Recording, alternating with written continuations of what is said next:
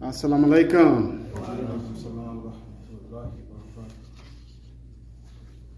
A'udhu billahi minash shaitanir rajim. Bismillahir rahmanir rahim. Alhamdulillahi rabbil alameen.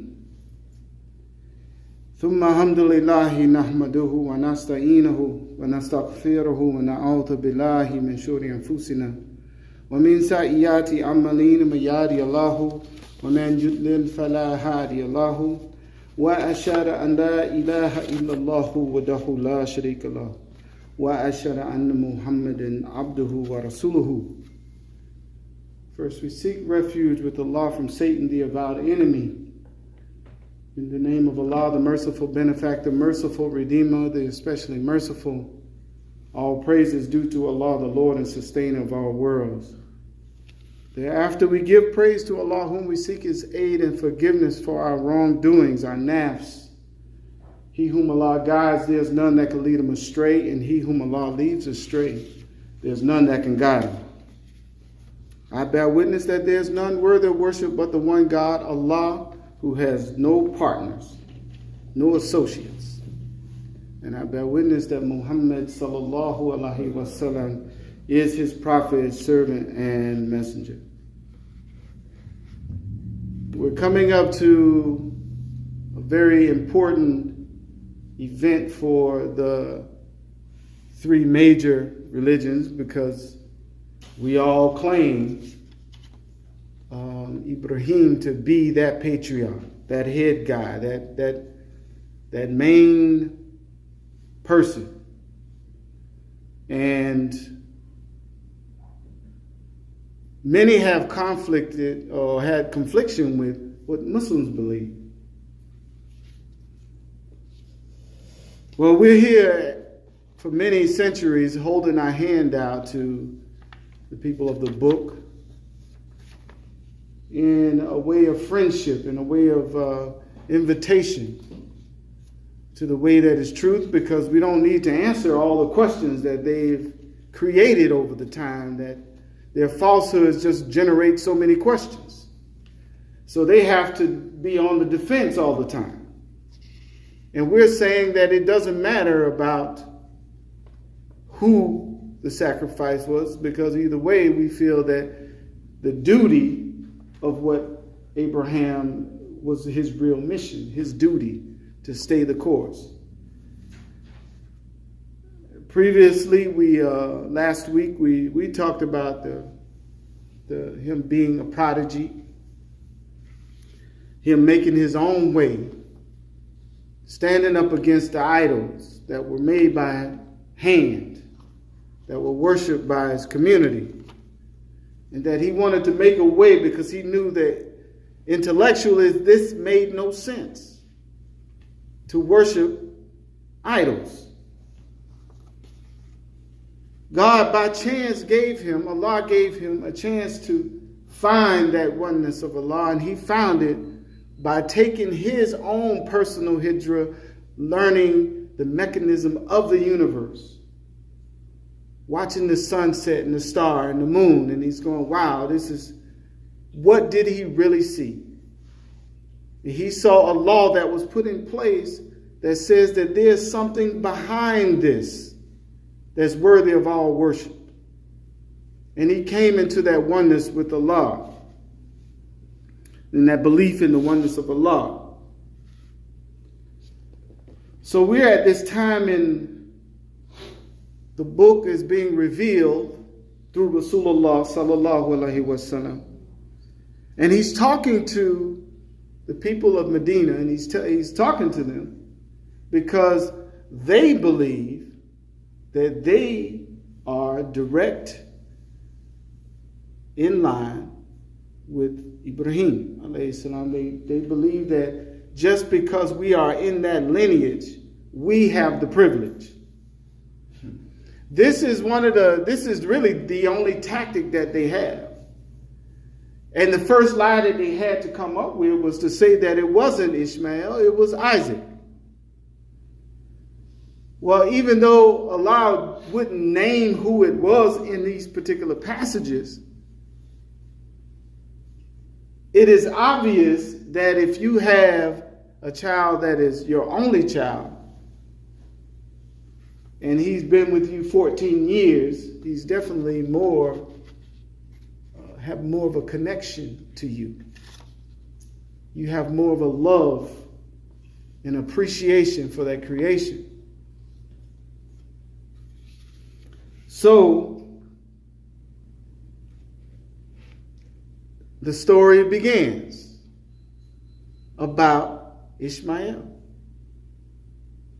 who was raised in a household by his father,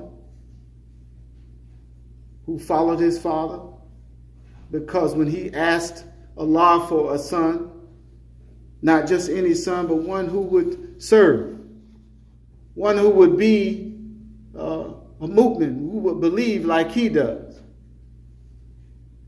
And when you grow and raise a child, and then he becomes strong enough to go with you on long journeys for hunting trips and gathering wood and to do some work for you, you know exactly what that individual is capable of. You know his characteristics. You know a lot about that person because you work with them. But Allah wants to show us, because the people of the book go back to lineage, when lineage has nothing to do with believing in Allah. I say this because, Muslims believe the same thing. They have a direct lineage to the Quran. I'm up here just babbling. I don't know what I'm talking about. But to love Allah, to be committed to Allah, is not about lineage. So Allah is telling us to say to them, O people of the book, let's come to common terms between us. Let's come to common terms. Let's have some equality about this. Don't change your words. Don't try to give yourself an advantage. Let's come to some common terms about this with clarity. See, because to Muslims, it don't matter if it was Ishmael or Isaac. We are interested in the duty, because the covenant of Ibrahim is more than just the act of sacrifice. It was his duty to follow through with his vision. However, his vision up against a 14-year-old kid could be troublesome if you're 100 years old. Because he had Ishmael at 86.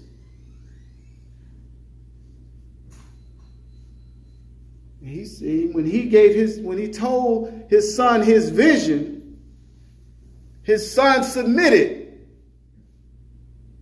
And not until then he was able to do his mission, until they both submitted. Not only that, Ishmael said, I'll make it easy for you, cover me up. Not until both of them submitted.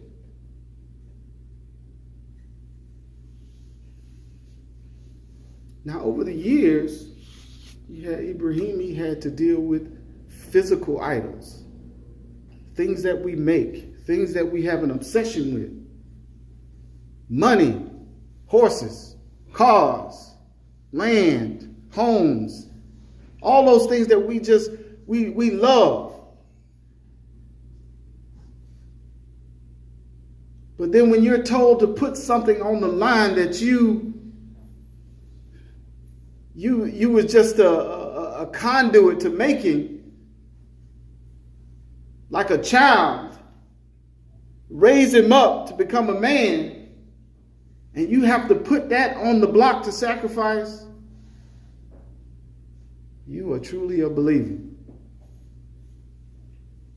So even though Ibrahim had survived the physical aspects, or passed the test of the physical aspects of idol worship, he also passed the internal aspects of idol worship. Because he was willing to give up his only child. You know, Christians don't want to come to common terms. The people of the Torah and they don't want to come to the common term about believing in the covenant of Ibrahim.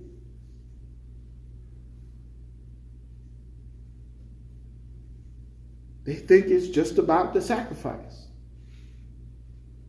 It's more about the duty. Then Allah says, then you come to common terms that we worship none but Allah. How hard is that? Just accept that Allah is one. If we say that who created the heavens and the earth, the sun, the stars, the moon, the universe, and the galaxies, they say God did it. But by the end of the day, they revert back to their own lineage. They have to associate other gods with Allah. So what Allah is saying, let's come to this common term that we can understand each other, speak in clarity about what we believe, and to not change it, and to not cloud it up.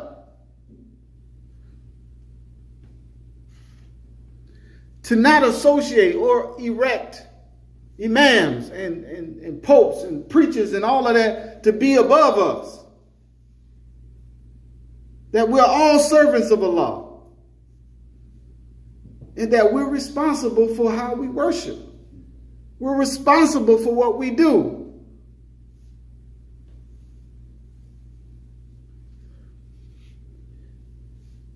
And that if you can't deal with that, at least say that we are Muslims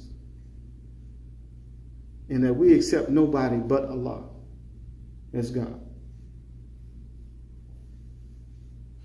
We've been holding our hand out as a gesture of friendship to come along, to believe in the mercy that Allah has extended to all of us, and that your lineage means nothing. Your culture, your language, all of that means nothing if you're not dutiful to Allah. You can have a lot of money and give a lot of charity, but if it's easy for you, that is not weight on the scale of good. It's not. But if you struggle with drugs and alcohol, and you abstain from that because you know that that company is not right for me, I know what I'll do. That weighs a lot. Because you have a different appetite. The things that are hard for you, that you do the good for, Allah rewards you far more than the easy things that you do good. If it's easy for you to do good in that situation, there's reward. But I don't know how much weight it'll bring. But the things that you struggle with, Allah will reward you. This is how He made us, all different. That's why some of us are filthy rich. That's why some of us are so poor.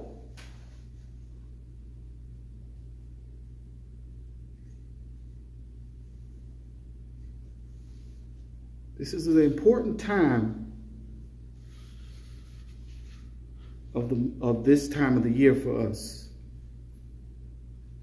Because the people of the book, they continue to dispute about Abraham. They dispute about the law, the Torah. They just have disputes about the gospel. And anytime we're in the picture, we only generate more questions for them to answer. So they're not standing on firm ground. We're asking them to come over here on solid ground.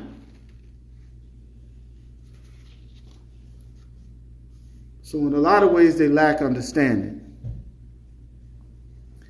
They fall in dispute about something that was revealed long before the law and the Torah and the Injil, and it was long before that. So now this is being revealed to them what really happened. They don't want to accept it. Allah says Abraham was not a Jew or a Christian. Now who's better to know that than Allah? If he was before Jews or before Christians, what was he?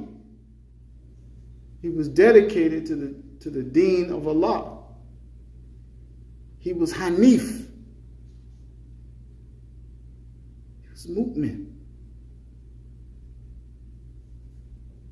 This is what Rasulullah was trying to tell us. Follow him. It's the right way to go. But he's pointing you to a greater person to follow. The story wouldn't be there. And that the book guides you to that. It don't guide you to be Muslim. It guides you to be Hanif. Mu'min. One that don't waver in his belief. Not afraid to say what it is. Not afraid to hold out a gesture and say, come on. Your lineage, your language, your culture is not the way to Allah. It's amazing how you'll be left in the dark and you think that you've been doing the right thing. That's got to be the most depressing feeling.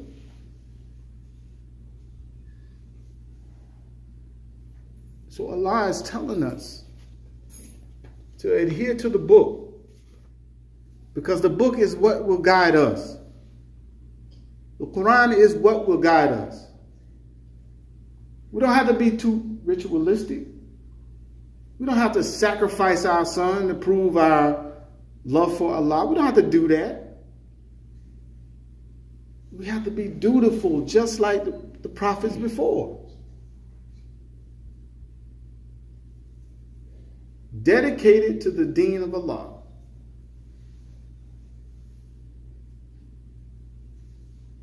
I pray that something I'm saying is helpful to us, because the only direction for a Muslim is the oneness, which is not to be distracted or interfered by anything else. All the distractions. To worship Allah alone. To worship Him while you're sleeping. While you're resting in your quiet spaces. To be mindful in your duty of Him. That is our purpose.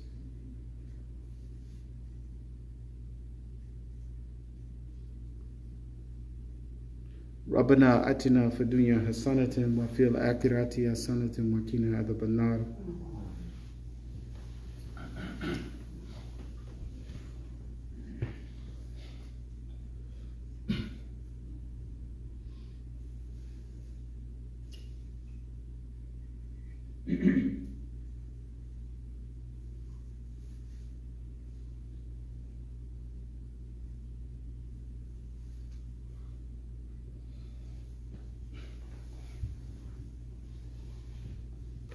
Subhanallahi walhamdulillahi wa la ilaha illallahu wa lahu akbar wa la hawla wa la quwwata illa billahil aliyyil azim.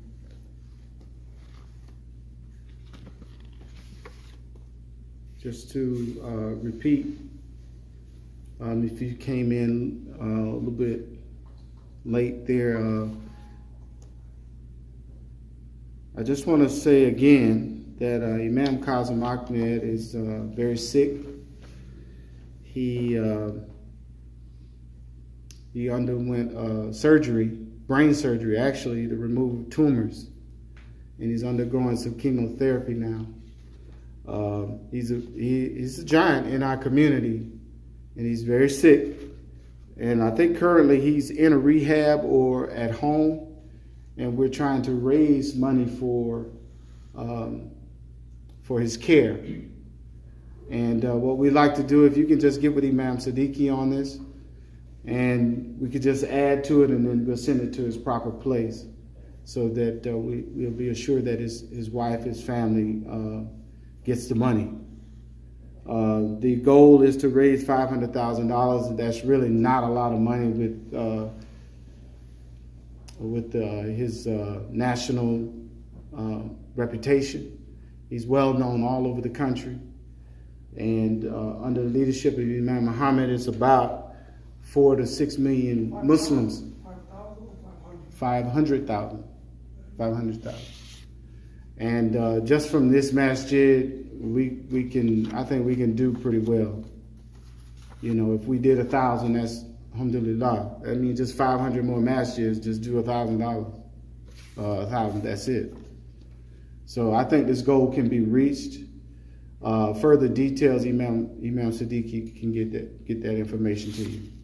Okay, because we would have to send that directly to his wife or his designated place.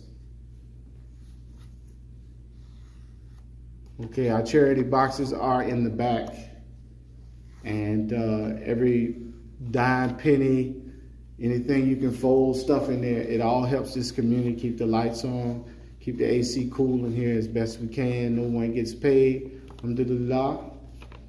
And may Allah keep us safe, and inshallah we'll see each other again next week.